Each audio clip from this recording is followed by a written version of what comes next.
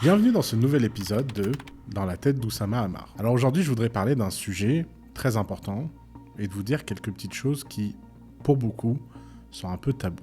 Celui de l'importance de bien s'entourer. S'entourer, c'est une tâche essentielle, quel que soit le domaine de la vie. Que vous soyez entrepreneur ou pas, votre bonheur, vos attitudes, votre environnement va être déterminé par la moyenne des 5 personnes que vous fréquentez le plus. Alors je suis sûr que vous avez entendu cet adage, on devient la moyenne des 5 personnes qu'on fréquente le plus. C'est pourquoi il ne faut pas subir ces gens-là.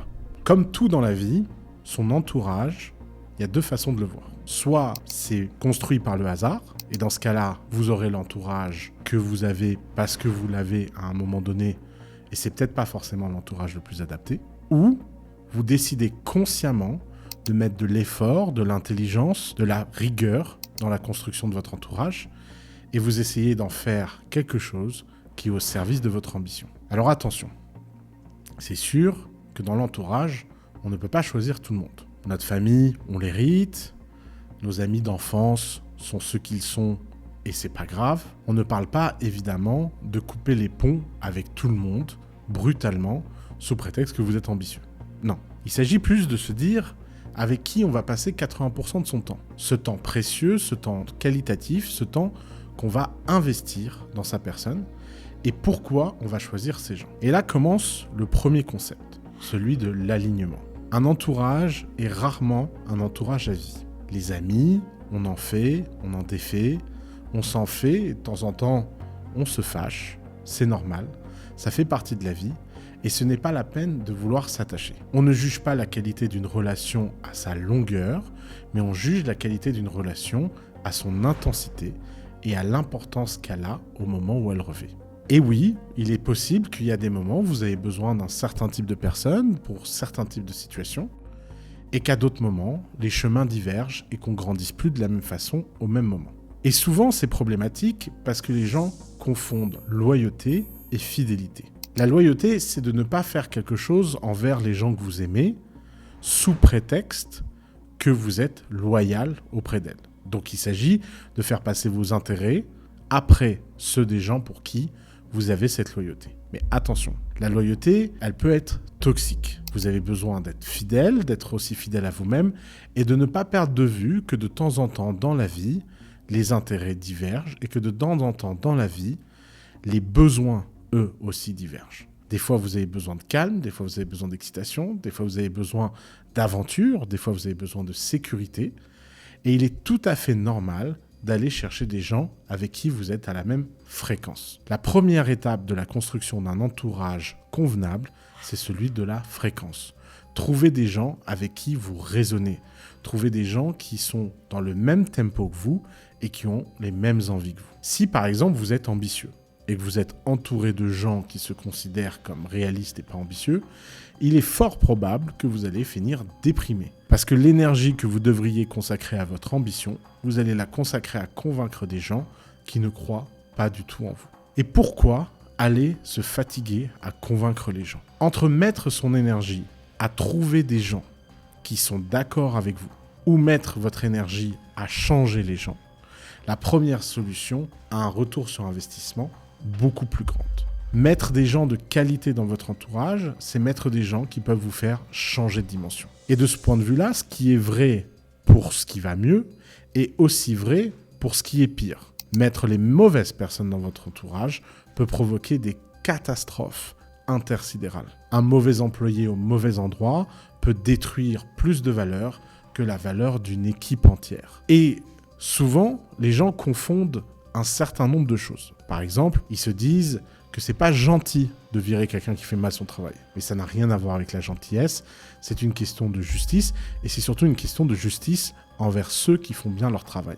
Si vous ne virez pas ceux qui travaillent mal, par exemple, d'une entreprise ou de votre entourage, lorsqu'il s'agit d'un entourage professionnel, vous dites à tous ceux qui travaillent bien que leur travail ne vaut pas plus que celui qui travaille mal. Et ce qui est alors quelque chose qui peut paraître gentil sur le papier est en fait un manque de courage, un manque de sincérité et un manque de justice envers toutes les autres personnes. Et de ce point de vue-là, ce qui est vrai dans le milieu professionnel est vrai aussi dans le milieu personnel. Donner de la valeur à des gens qui pompent votre énergie, c'est finalement dire à ceux qui ne la pompent pas qu'il ferait mieux de la pomper. Et de ce point de vue-là, c'est envoyer un extrêmement mauvais signal à votre entourage. Et être ambitieux dans la construction de son entourage, être ambitieux dans la façon de découvrir des gens, donner sa chance à des gens originaux et inconnus parce que vous êtes en quête de quelque chose d'autre, c'est sans doute la façon la plus simple de pouvoir avoir un entourage diversifié. Si on reprend mon adage du début, qui est qu'on devient la moyenne des 5 personnes qu'on fréquente le plus, alors vous avez intérêt de fréquenter des gens extrêmement différents. Rechercher la singularité, c'est rechercher l'excellence, quelle qu'elle soit la façon dont elle s'exprime, et c'est une façon toute simple d'aller chercher chez vous votre propre singularité. Être singulier est sans doute l'une des choses dont les entrepreneurs ont le plus besoin, puisqu'ils ont besoin de développer cette petite voix en eux, unique, qui leur permet de faire des choses que personne d'autre ne fait. Rien de plus enthousiasmant que de voir votre entourage faire la même chose, rien de plus enthousiasmant que de voir des gens que vous aimez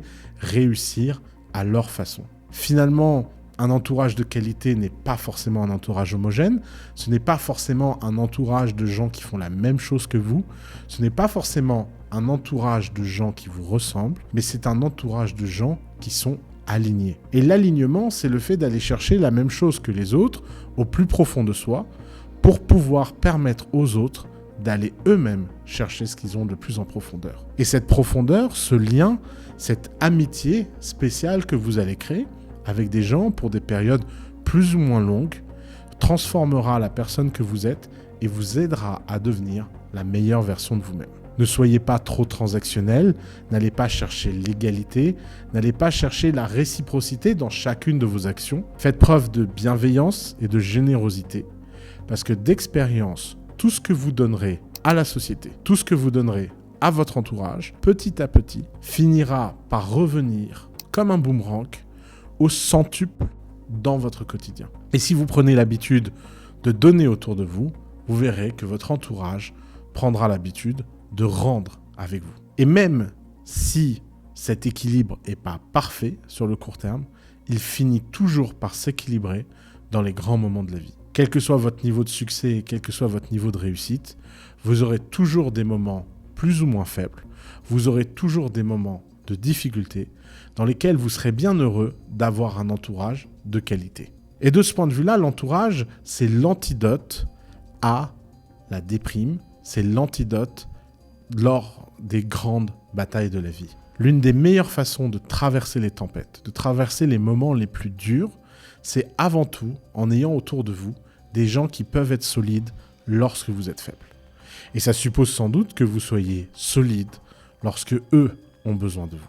Alors soyez courageux, soyez présent, soyez disponible. Comprenez que l'investissement que vous mettez dans votre entourage est un investissement qui potentiellement peut changer radicalement votre vie sur le long terme. À la fin de la journée, quel que soit votre taux de succès, quelle que soit votre réussite financière, l'amour, lui, ne s'achète pas et il passe sans doute par une tribu et une communauté ou une famille, comme vous voulez, qui va bien, qui est heureuse et prospère. À bientôt pour un épisode de Dans la tête d'Oussama.